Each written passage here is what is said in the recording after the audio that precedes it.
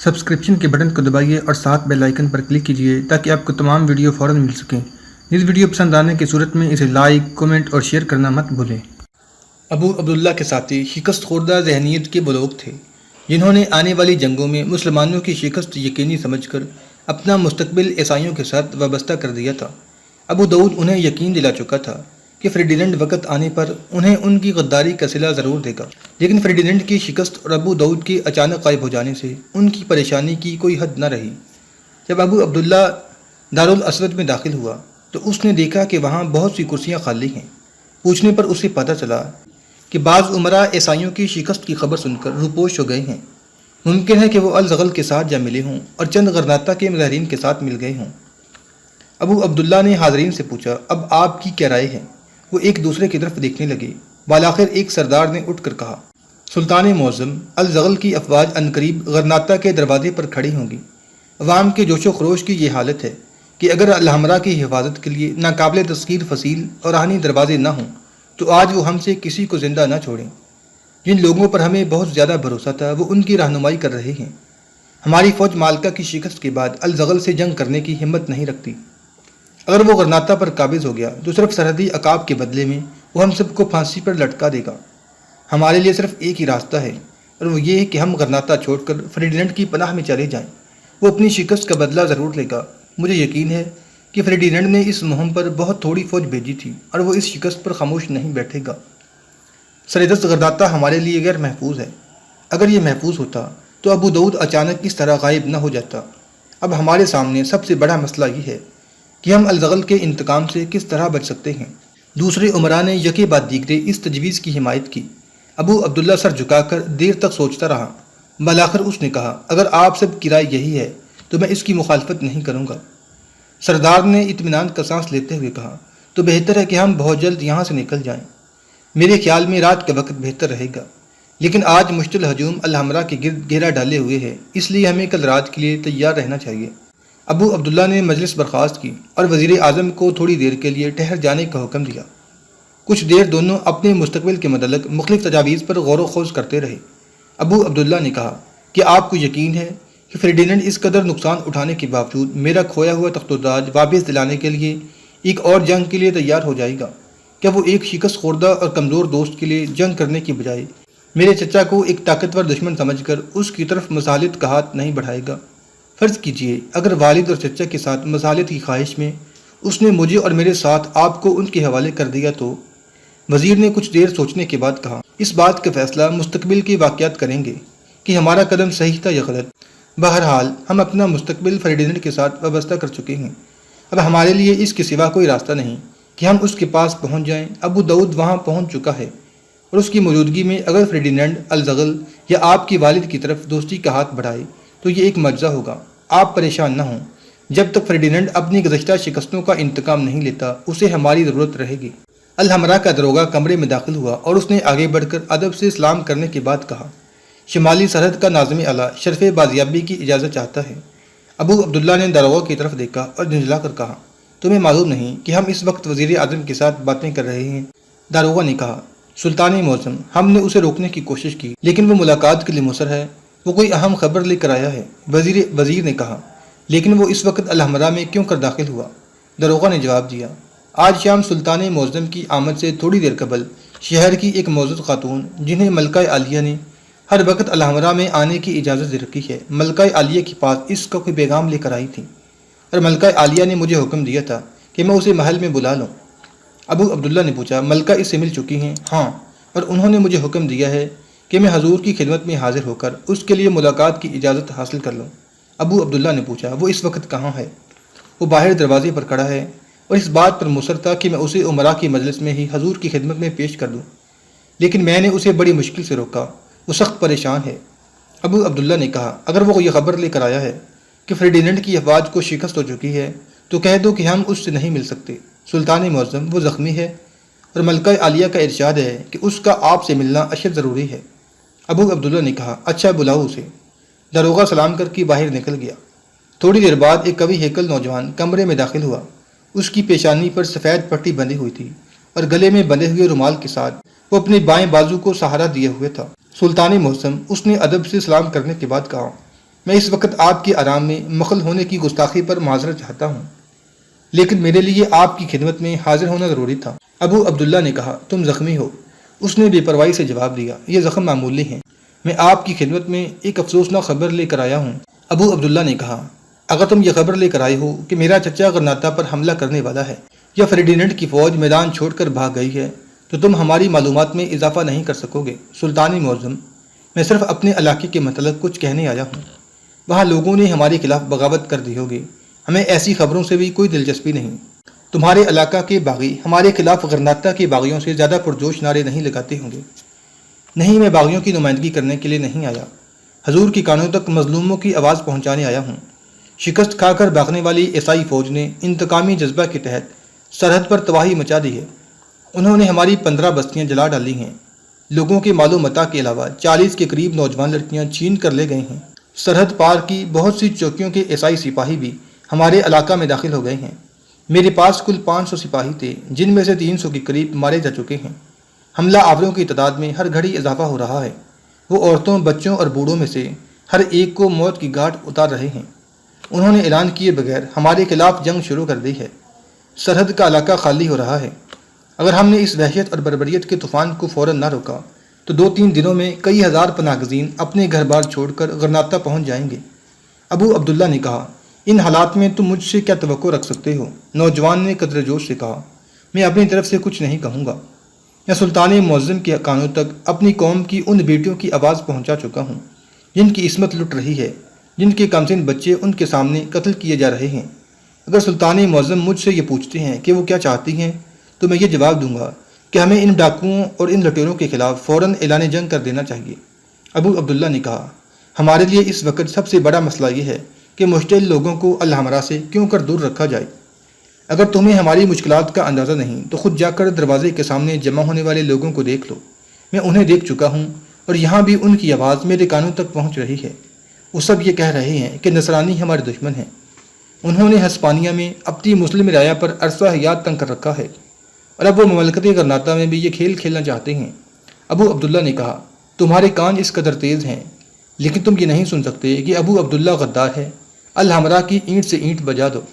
ناظم نے کہا، میں سب کچھ سن چکا ہوں، لیکن میں جانتا ہوں کہ وہ ہمارے ہیں، وہ آپ کو اپنا محافظ اور نگران سمجھتے ہیں، وہ یہ چاہتے ہیں کہ ان کا سلطان، ان کا محافظ اور نگران آنے والے خطرات کے مقابلہ کے لیے ان کی رہنمائی کرے گا۔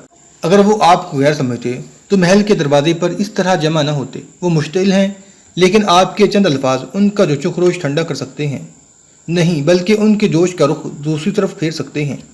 مجھے یقین ہے کہ اگر انہیں اپنے سرحدی بھائیوں کی مصیبت کیلم ہو جائے اور ان کے سامنے یہ اعلان کر دیں کہ نصرانیوں کو اس ظلم کی سزا دی جائے گی تو ان میں سے ہر شخص آپ کے جھنڈے تلے لڑنے مرنے کے لیے تیار ہوگا، ورنہ۔ ابو عبداللہ نے ناظم کو تذبذب دیکھ کر سوال کیا، ورنہ کیا؟ ناظم نے جواب دیا، ورنہ آپ جانتے ہیں کہ وہ اپنی تمام توقعات الزغل سے وابستہ کرنے میں حق بجانب ہوں گے۔ ابو عبداللہ نے کہا، وہ اپنی توقعات الزغل سے وابستہ کر چکے ہیں، لیکن سرحد پر نصرانیوں کے طرز عمل نے یہ واضح کر دیا ہے کہ مسلمانوں کے متعلق ان کے کیا ارادے ہیں۔ اس کے بعد یہ ضروری ہے کہ ہم ایک ہو جائیں۔ اگر اسی وقت آپ فوج کو سرحد کے حملہ آوروں کی سرکوبی کا حکم دیں تو آپ دیکھیں گے کہ ہر سپاہی کے بدلے ہمیں غرناطہ کے عوام سے 10 رضاکار مل جائیں گے۔ یہ ہماری تمام گزشتہ غلطیوں کا کفارہ ہوگا اور مجھے یقین ہے کہ آپ کے چچا بھی پچھلی تمام رنجشوں کو بھول جائیں گے۔ وزیر نے ابو عبداللہ کو متاثر ہوتا دیکھ کر کہا، سلطان معظم کے کسی فعل کو غلطی کہنا جرم ہے اور تم فوج کے ذمہ دار افسر ہو۔ اگر مجھے اپنی ذمہ داری کا احساس نہ ہوتا تو شاید یہ باتیں میرے منہ سے نہ نکلتیں۔ ابو عبداللہ نے کہا، اس وقت ہم کوئی فیصلہ نہیں کر سکتے، تم جا کر آرام کرو، کل دیکھا جائے گا۔ ناظم نے کہا، سلطان معظم، میں فوراً سرحد پر پہنچنا چاہتا ہوں، اس وقت ہماری کئی بستیاں تباہ ہو چکی ہوں گی۔ اگر آپ صبح تک کوئی فیصلہ نہیں کر سکتے تو مجھے کم از کم فوج کی 500 سوار دے دیجیے۔ مجھے یقین ہے کہ میں طلوع آفتاب سے پہلے کم از کم 2000 رضاکار تیار کر لوں گا۔ لوگوں کو صرف یہ معلوم ہونا چاہیے کہ آپ عیسائیوں کے مظالم برداشت کرنے کے لیے تیار نہیں۔ وزیر نے کہا، ہم فریڈیننڈ کے ساتھ دوستی کا معاہدہ کر چکے ہیں، اگر یہ بات نہ ہوتی تو میں سلطان معظم سے پوچھے بغیر رضاکاروں کی ایک فوج لے کر چلا جاتا۔ وزیر نے کہا، ہم صبح فریڈیننڈ کے پاس اپنا ایلچی بھیج کر احتجاج کریں گے۔ مجھے یقین ہے کہ ہماری سرحد پر عیسائیوں کو یہ حملہ اس کی مرضی اور علم کے بغیر ہے۔ ناظم نے جواب دیا، بکری کا احتجاج بھیڑیے کی خصلت نہیں بدل سکتا۔ ابو عبداللہ نے بگڑ کر کہا، تم جا سکتے ہو، اگر ہمیں کسی وقت تمہارے مشوروں کی ضرورت ہوئی تو ہم تمہیں بلا لیں گے، اس وقت ہمیں آرام کی ضرورت ہے۔ تو کیا سلطان معظم کا یہ حکم ہے کہ ہم ان بے کس لوگوں کو ان کی حال پر چھوڑ دیں؟ ابو عبداللہ نے ضد ہو کر کہا، ہم نے ابھی تک تمہیں کوئی حکم نہیں دیا، تم صبح تک انتظار کرو، کل تک تم ہمارے مہمان ہو۔ ابو عبداللہ نے تالی بجائی۔ الحمرا کا داروغہ کمرے میں داخل ہوا۔ ابو عبداللہ نے کہا، انہیں مہمان خانے میں لے جاؤ۔ ناظم سرحد نے پریشانی اور اضطراب کی حالت میں وزیر اور سلطان کی طرف دیکھا اور کچھ کہے بغیر باہر نکل گیا۔ وزیر اعظم کو رخصت کرنے کے بعد ابو عبداللہ انتہائی پریشانی کی حالت میں حرم صدا میں داخل ہوا۔ جب وہ اپنی بیگم کے کمرے کی طرف بڑھا تو ایک کنیز نے ادب سے سلام کرنے کے بعد کہا، ملکہ عالیہ اور حضور کی والدہ الحمرا کے بڑے دروازے کے برج میں تشریف فرما ہیں۔ انہیں اطلاع ملی تھی کہ حضور دیر تک مصروف رہیں گے، وہ ابھی وہاں گئی ہیں۔ ابو عبداللہ تذبذب کی حالت میں تھوڑی دیر کھڑا رہا اور پھر بولا۔ وہ مظاہرین کی آوازیں یہاں بیٹھ کر بھی سن سکتی تھیں۔ ابو عبداللہ کے الفاظ میں تلخی سے زیادہ بے بسی تھی۔ کنیز نے کہا، اگر حضور کا حکم ہو تو انہیں حضور کی آمد کی اطلاع دی جائے۔ ابو عبداللہ نے جواب دیا، نہیں، ہم خود وہاں جاتے ہیں۔ ابو عبداللہ سر جھکائے گہری سوچ میں حرم صدا سے باہر نکلا۔ حرم سرا سے باہر نکلا۔ دروازے کے پہرے دار حسب معمول اس کے پیچھے پیچھے چل دیے، لیکن اس نے مڑ کر ان کی طرف دیکھتے ہوئے کہا، ہم تخلیہ چاہتے ہیں۔ پھر پہرے دار لوٹ گئے۔ ابو عبداللہ سنگ مرمر کی روش پر آہستہ آہستہ قدم اٹھاتا ہوا بڑے دروازے کی طرف بڑھا۔ باہر مظاہرین کے نعرے اسے زیادہ صاف طور پر سنائی دینے لگے۔ برج کی سیڑھیوں کے قریب پہنچ کر وہ رکا اور تذبذب کی حالت میں دیر تک وہاں کھڑا رہا۔ وہ اپنی بیوی کو اپنی زندگی کے ایک تلخ اور اہم فیصلے سے آگاہ کرنے جا رہا تھا، اور ابھی تک اسے خود بھی یہ یقین نہ تھا کہ وہ اپنے فیصلے پر کہاں تک عمل کر سکے گا۔ اس کی زندگی کے بہت تھوڑے سے لمحات ایسے تھے جو اس نے الحمرا کی چار دیواری سے باہر گزارے تھے۔ یہی اس کی دنیا اور یہی اس کی جنت تھی، اور اب حالات اسے اس جنت کو خیرآباد کہنے پر مجبور کر رہے تھے۔ اس نے اپنے دل میں کہا، کیا یہ ممکن ہے کہ میں جیتے جی الحمرا کو چھوڑ دوں؟ کیا یہ ممکن ہے کہ میرے لیے الحمرا کے دروازے ایک بار بند ہونے کے بعد پھر کھل جائیں گے؟ مجھے اس مقصد کے لیے فریڈیننڈ سے مدد لینا پڑے گی، اس کے بغیر کوئی چارہ نہیں، اور وہ خوشی سے میری مدد کرے گا۔ لیکن اب مجھے صرف اپنے چچا اور باپ کے خلاف ہی نہیں بلکہ اپنی باغی رعایا کے خلاف بھی فریڈیننڈ کی تلوار کا سہارا لینا پڑے گا۔ لیکن کیا ان شکستوں کے بعد فریڈیننڈ صرف میرے لیے ایک ایسی جنگ کے لیے آمادہ ہو جائے گا جس کے نتائج اس کے لیے بھی خطرناک ہو سکتے ہیں؟ کہ اس کی آخری شکست میری اور میرے ساتھیوں کی عبرتناک تباہی کا باعث نہ ہوگی؟ اور اگر اسے فتح بھی حاصل ہوئی تو کیا وہ مجھے اپنی فتح کی تمام انعامات کا حقدار تسلیم کر لے گا؟ وہ خود ہی ان سوالات کا جواب دے رہا تھا۔ ابو عبداللہ، تم غرناطہ کے آسمان پر ایک منحوس ستارہ ہو۔ فریڈیننڈ کے ہاتھوں سے اپنے لیے غرناطہ کے بند دروازے کھلوانے کا یہ مطلب ہوگا کہ غرناطہ کے مسلمانوں کی تمام قوت مدافعت کچل دی جائے، الحمرا کے دروازے پر مسلمانوں کی لاشوں کے انبار لگا دیے جائیں۔ یہ لوگ جو اس وقت نعرے لگا رہے ہیں تمہارے اس تخت کا احترام نہیں کریں گے جو تمہیں فریڈیننڈ کی مدد سے حاصل ہوگا۔ وہ تخت جس کے نیچے مسلمانوں کی لاشیں تڑپ رہی ہوں گی، وہ تمہیں ہمیشہ غدار کہیں گے۔ لیکن اب میرے سامنے صرف اپنی جان بچانے کا مسئلہ ہے۔ میں یہاں 1 یا 2 دن سے زیادہ نہیں رہ سکتا۔ میرا چچا یقیناً غرناطہ پر حملہ کرے گا، یہ مشتعل لوگ اس کا ساتھ دیں گے، اور پھر وہ میرے مفلوج باپ کو کٹ پتلی بنا کر غرناطہ پر حکومت کرے گا۔ کیا یہ ممکن نہیں کہ اس مقصد کے حصول کے بعد وہ فریڈیننڈ سے صلح کر لے؟ کیا فریڈیننڈ صرف میرے لیے اس کی دوستی کا ہاتھ ٹھکرا دے گا؟ کیا وہ اپنے مفاد کی خاطر مجھے الزغل کے سپرد نہیں کر دے گا؟ کیا میں نے اپنی خواہشات پر اپنے باپ تک کو قربان نہیں کیا؟ مالکہ کی معمولی فوج سے شکست کھانے کے بعد فریڈیننڈ کے دل میں میری کیا وقت ہوگی؟ اس قسم کے پریشان خیالات کا رخ بدلنے کے لیے وہ ابو داؤد کی جادو بیانی کا سہارا لیا کرتا تھا۔ ابو داؤد کی موجودگی میں اس نے کبھی زیادہ سوچنے کی ضرورت محسوس نہ کی تھی۔ اب تک اس نے جو غلطیاں کی تھیں وہ زیادہ تر اس لیے تھیں کہ ابو داؤد نے اسے ان غلطیوں کے بھیانک پہلوؤں پر غور کرنے کا موقع نہیں دیا تھا۔ وہ اسے ذرا سنجیدہ دیکھتا تو فوراً کہہ دیتا، تاجدار اندلس کو اپنے دماغ میں ایسے خیالات کو جگہ نہیں دینی چاہیے، بادشاہوں کو ایسے مراحل سے گزرنا ہی پڑتا ہے، ایک حکمران کا دل بہت مضبوط ہونا چاہیے۔ وہ ابو داؤد ہی تھا جس نے اس کی زندگی کی پرسکون کشتی کے ساتھ اسے حوادث کے سمندر کی طرف دھکیلا تھا، اور وہ ابو داؤد ہی تھا جو ہر نئے بھنور میں اسے تسلی دیا کرتا تھا۔ اور اب یہ کشتی اس خطرناک چٹان کے قریب پہنچ چکی تھی جسے ابو داؤد نے آج تک اپنے شاگرد کی آنکھوں سے اوجھل رکھا تھا۔ ابو عبداللہ آہستہ آہستہ پیچ در پیچ راستوں میں سے گزرتا ہوا اوپر پہنچا۔ برج کی گیلری میں اس کی والدہ اور بیوی کے علاوہ چند اور خواتین کھڑی نیچے جھانک رہی تھیں۔ مظاہرین کی چیخو پکار کے باعث کسی کو ابو عبداللہ کی پاؤں کی آہٹ سنائی نہ دی۔ وہ کچھ دیر گنبد کے نیچے خاموش کھڑا رہا۔ نیچے دروازے کے سامنے وسیع میدان میں عوام کا بے پناہ ہجوم یہ نعرے لگا رہا تھا، ابو عبداللہ غدار ہیں، ابو عبداللہ قوم فروش ہے، ابو عبداللہ کو پھانسی پر لٹکا دو، الحمرا کو جلا دو۔ بعض لوگوں کے ہاتھوں میں مشعلیں تھیں اور بعض اپنے نیزے اور تلواریں بلند کر رہے تھے۔ ابو عبداللہ نے اپنے دل سے سوال کیا، کیا فردیننڈ کی مدد سے میں ان لوگوں پر حکومت کر سکوں گا؟ نہیں نہیں، اس نے خود ہی جواب دیا، یہ ممکن ہے کہ فردیننڈ میرے لیے غرناطہ کی اینٹ سے اینٹ بجا دے اور غرناطہ کی ہر چوراہے پر ان لوگوں کی لاشوں کی انبار لگا دے، لیکن یہ ممکن نہیں کہ وہ انہیں میری اطاعت پر مجبور کر دے کہ میرے ہاتھوں غرناطہ کی تباہی مقدر ہو چکی ہے۔ وہ اس خیال سے کپ کپا اٹھا اور اپنے آپ سے کہہ رہا تھا، ابو عبداللہ، تمہارے لیے اب ایک ہی راستہ ہے، اور وہ یہ کہ تم اس تخت و تاج سے ہمیشہ کے لیے دستبردار ہو جاؤ، تم اندلس کی سرزمین سے روپوش ہو جاؤ۔ لیکن تم کہاں جاؤ گے؟ فردیننڈ کے پاس؟ نہیں، وہاں جانے کا یہ مطلب ہوگا کہ تم اس کے ہاتھوں غرناطہ کو تباہ کروانے کا عزم کر چکے ہو۔ وہ تمہیں ہمیشہ اپنے مقاصد کے لیے استعمال کرتا رہے گا، تم اس کی خواہشات کی تکمیل سے انکار نہیں کر سکو گے، اور اس کی سب سے بڑی خواہش یہ ہے کہ اندلس کو مسلمانوں کے وجود سے پاک کیا جائے۔ تم بھیڑوں کی گلہ بانی کے لیے ایک بھیڑیے کی مدد چاہتے ہو، تم فردیننڈ کے پاس نہیں جاؤ گے۔ آج تک تم اس کے اعلی کار تھے، اور وہ ابو داؤد بھی شاید اسی کا اعلی کار تھا، اور تم نے شاید اس شخص کے اشاروں پر ناچنے کی حماقت کی جو فردیننڈ کا معمولی نوکر تھا۔ تمہیں اس پر بھروسہ تھا، لیکن جب وقت آیا وہ تمہارا ساتھ چھوڑ کر بھاگ گیا۔ تم اس کے ہاتھ میں ایک کھلونا تھے، اس نے تمہیں تمہارے باپ کے خلاف اکسایا اور تم نے اس کے خلاف بغاوت کر دی۔ تو اس نے تمہیں ابو موسیٰ کو گرفتار کرنے کا مشورہ دیا اور تم نے اپنے بہترین دوست کو قید میں ڈال دیا۔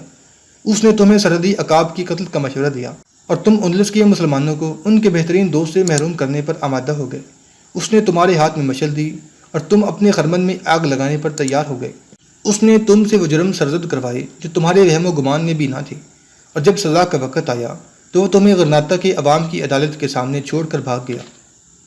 ابو عبداللہ کے دل میں پہلی بار ابو داؤد کے خلاف نفرت کا جذبہ بیدار ہوا۔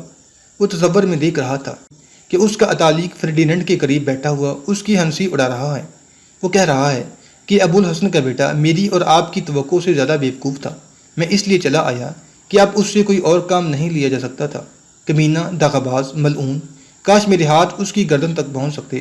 ابو عبداللہ نے محبیت کے عالم میں یہ الفاظ اس قدر بلند آواز میں کہے کہ خواتین جو گیلری میں اس کی آمد سے بے خبر تھیں چونک پڑیں۔ کچھ دیر تذبذب کے بعد ابو عبداللہ کی والدہ آگے بڑھی اور اس سے 2-3 قدم کے فاصلے پر کھڑی ہو گئی۔ کچھ دیر ماں اور بیٹا چاند کی دھندلی روشنی میں ایک دوسرے کی طرف دیکھتے رہے۔ ابو عبداللہ نے نحیف آواز میں کہا، اگر اجازت ہو تو یہ مجلس برخاست کر دوں، مجھے آپ سے کچھ کہنا ہے۔ ابو عبداللہ کی ماں نے مڑ کر خواتین کی طرف دیکھا اور اس کا مقصد سمجھ کر نیچے اتر گئیں۔ ابو عبداللہ کی بیوی بھی ان کے پیچھے چل پڑی، لیکن ابو عبداللہ نے کہا، بیگم ٹھہرو تم بھی۔ وہ رک گئی اور گنبد کے ایک سرے پر کھڑی ہو گئی۔ چاند کی دھندلی روشنی میں ماں، بیٹا اور بیوی تینوں خاموشی سے ایک دوسرے کی طرف دیکھ رہی تھی، اور نیچے ہجوم کے نعرے بتدریج بلند ہو رہے تھے، ابو عبداللہ غدار ہیں، ابو عبداللہ اسلام کا دشمن ہے۔ لیکن ان الفاظ کی نسبت ابو عبداللہ کے لیے اپنی بیوی اور ماں کی خاموش نگاہیں کہیں زیادہ ناقابل برداشت تھیں۔ ابو عبداللہ نے اس خاموشی کو ناقابل برداشت محسوس کرتے ہوئے کہا، غرناطہ کا غدار اپنی والدہ اور اپنی بیگم کے سامنے کھڑا ہے اور یہ پوچھتا ہے کہ کیا انہوں نے بھی غرناطہ کے عوام کی طرح اس کے لیے کوئی سزا تجویز کی ہے۔ ابو عبداللہ کی ماں نے جواب دیا، غرناطہ کے غدار کی ماں صرف یہ سوچ رہی ہے کہ اس نے اپنے بیٹے کو ہمیشہ اپنی چھاتی سے دودھ پلایا تھا، اور وہ یہ بھی سوچ رہی تھی کہ کاش وہ عوام کے ہجوم کے سامنے جا کر انہیں یہ بتا سکتی کہ وہ ایک ایسی ماں کا بیٹا ہے جس کے بھائی اور جس کا شوہر اس کی عصمت کی قسم کھا سکتے ہیں۔ اگر برج کا گنبد ٹوٹ کر اس کے سر پر آ گرتا تو بھی شاید ابو عبداللہ اس قدر بوجھ محسوس نہ کرتا۔ اس نے انتہائی بے بسی کی حالت میں اپنی ماں کی طرف دیکھا اور کہا، امی، آج میں اپنا مقدمہ آپ کی عدالت میں پیش کرتا ہوں، میرے لیے سزا تجویز کیجیے۔ مجھے کہیے کہ میں اس برج سے چھلانگ لگا دوں، مجھے کہیے کہ میں اپنے ہاتھوں سے اپنا گلا گھونٹ ڈال لوں۔ عبدالعظم ماں کو بیٹے کے یہ الفاظ متاثر نہ کر سکے۔ اس نے کہا کہ تم صرف اس لیے کہہ رہے ہو کہ مائیں صرف رحم کی التجائیں سن سکتی ہیں، انصاف کے تقاضے پورے نہیں کر سکتی۔ ابو عبداللہ، تم نے جس درخت کی آبیاری کی تھی وہ خاردار تھا، کاش تمہاری ماں اس کے کانٹوں سے تمہارا دامن چھڑا سکتی۔ تم اپنی غلطیوں سے نادم نہیں، ان کے نتائج سے بدحواس ہو۔ تم چاہتی ہو میں تمہیں تسلی دوں، لیکن آج تمہاری ماں کو تمہیں تسلی دینے کے لیے الفاظ نہیں ملتے۔ یہاں تک کہہ کر ابو عبداللہ کی ماں کی آواز بیٹھ گئی اور اس کی آنکھوں میں آنسو جمع ہونے لگے۔ ابو عبداللہ نے آبدیدہ ہو کر کہا، امی، اب میرے لیے نجات کا کوئی راستہ نہیں، میں کل تک یہاں سے چلا جاؤں گا۔ میں بیگم سے پوچھنا چاہتا ہوں، عائشہ، بتاؤ کہ تم میرا ساتھ دینا چاہتی ہو؟ عائشہ ایک لمحہ کے لیے خاموش رہی، پھر ایک قدم آگے بڑھ کر بولی، آپ ہماری قوم کے دشمن کے پاس پناہ لینا چاہتے ہیں، لیکن میں فریڈیننڈ کے محل میں رہنے کی بجائے غرناطہ کی قبرستان میں دفن ہونے کو ترجیح دوں گی۔ ابو عبداللہ کے ہونٹوں پر ایک دردناک مسکراہٹ نمودار ہوئی اور اس نے اپنے آنسو چھپانے کے لیے منہ پھیر لیا۔ نیچے سے اب نعروں کی بجائے کسی کی تقریر سنائی دے رہی تھی۔ ابو عبداللہ آہستہ آہستہ قدم اٹھاتا گیلری کی طرف بڑھا اور جھک کر نیچے دیکھنے لگا۔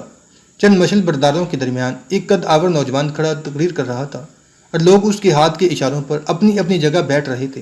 اس کی آواز میں روب اور کشش تھی۔ ابو عبداللہ نے غور سے دیکھنے پر اسے پہچان لیا۔ یہ وہی ناظم سرحد تھا جو تھوڑی دیر قبل اس کے دربار سے مایوس ہو کر نکلا تھا۔